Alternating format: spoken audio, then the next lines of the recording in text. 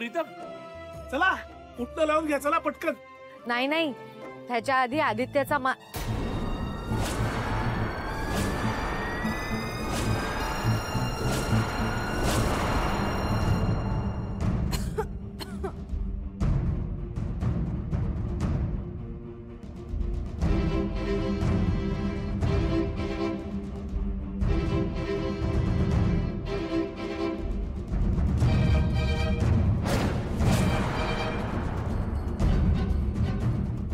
Happy Diwali.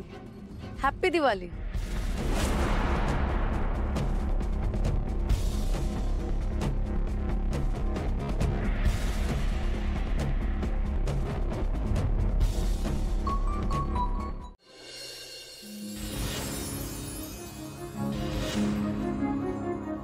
Paru Paru हे सगळं काय आहे?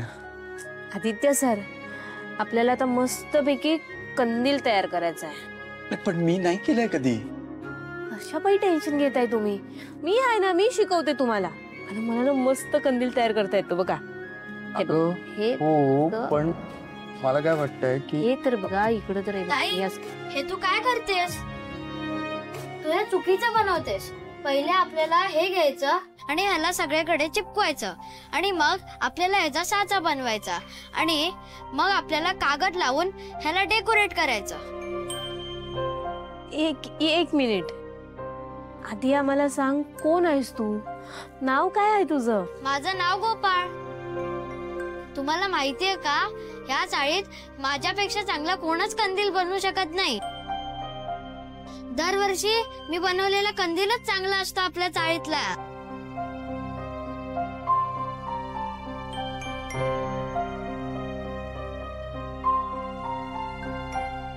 गोपाळ, गोपाळ, अरे काय? माफ करा, गोपाळ माझाच मुलगा. खूप आगाव आहे. काय त्रास दिला का त्याने तुला? नाही हो काकू, अजिबात त्रास नाही दिला. गोपाळ लई गोड आहे. गोपाळ आता घरी चल. नाही, मी नाही येणार. मला पारुताई बरोबर थांबायचंय. बघा, पारुताईला काहीच त्रास द्यायचा नाही. होय. बरं, ये बस इकडे. काय रे गोपाळ, तुझी आई म्हणली तसं खरंच मस्ती करतोस का? पण ताई, इकडे सगळीकडे दिवाळी अशी सपक सपक का वाटते? आणि इथे फटाके पण नाही, लाइटिंग पण नाही, आकाश कंदिली असे करताय तुम्ही. गोपाळ, काय ना, इतक्या वेळ तू नव्हतास ना, त्यामुळे आम्हाला काही जमलं नाही. पण आता तू आलायस ना, मग आता सगळं करूया. लाइटिंग करूया, कंदील करूया आणि मस्त दिवाळी साजरी करूया. हो हो, मी सांगतो तुम्हाला सगळं. पण दादा, तुम्ही मला नवीन कपडे द्याल ना? माझे बाबा दरवर्षी घेत असतात, पण मागच्या वर्षी ते देवाघरी गेले. या वर्षी आई म्हणाली की कपडे घ्यायला पैसे नाही, म्हणून मला दिवाळीचा ड्रेसही नाही भेटत. तुम्ही घ्याल ना मला ड्रेस? आणि दिवाळीत मला गोड खायला बोर वाटतं. मग आपण हॉटेलला पण जाऊन या. कसं आहे, आई मला हॉटेलला कधीच नेत नाही ना.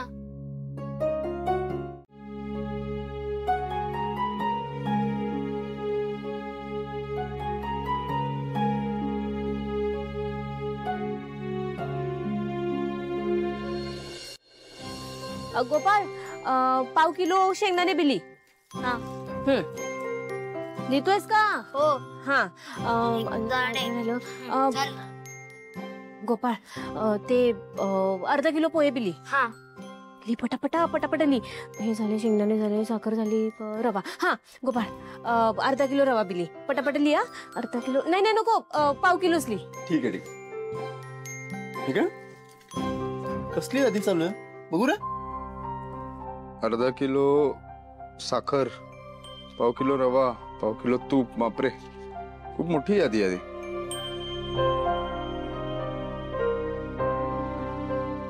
बघितलं का गोपाळराव, तू आलास आणि आमची बायको कशी कामाला लागली. पारू, डोंट वरी, मी आणतोय हे सगळं सामान. आपण काही झालं तरी सण साजरा करण्यात कसलीच कसर सोडायची नाही. हे बघा हं. सण तर साजरा करूच आपण, पण समजा सामान थोडं थोडंच आणा हा, म्हणजे पाव किलोच आणा हा. अगं ए हम्म. पाव किलो कशाला पुरणार आहेत का?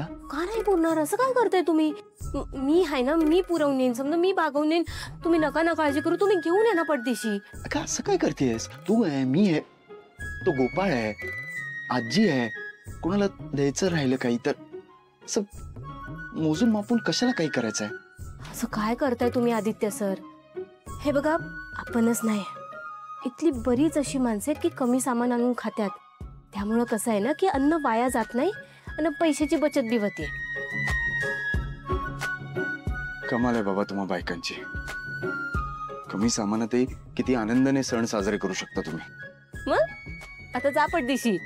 आणि हा, ते दुकानदार तुम्हाला खसखस घेण्याचा आग्रह करेल, पण अजिबात खसखस घ्यायची नाही बरं का. जितकं सामान लिहिलंय तेवढंच घेऊन या पटदिशी आता. अरे हे बघ, तो जर का आग्रह करणार असेल तर लागेल ना ते. हा तू नको काळजी करू, मी आणतो 1 किलो. 1 किलो खसखस? ओके, डोकं बिकं फिरलंय का तुमचं? तुम्हाला खसखसीचा भाव तरी माहित आहे का? हे बघा, आणि ही खसखस आहे ना अशी किलो बिलो मध्ये आणायची नसते.